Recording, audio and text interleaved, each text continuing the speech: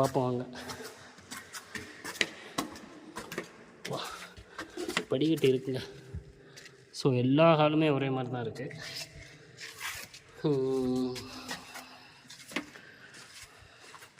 நீங்கள் ஃப்ரெண்ட்லேயே முன்னாடி உள்ள வீடியோவில் படித்த மாதிரியே 4 இதாக இது இருக்குது.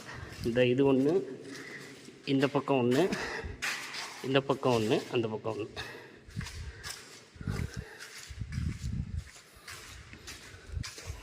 ஸோ இது ஜஸ்ட்டு சுற்றி பார்த்துட்டு போகிற மாதிரி இடம்.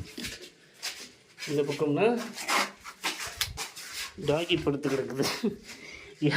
இதையே பயக்காட்டி விட்டாங்க. ஸோ இது மேலே போய் பார்க்கலாம்.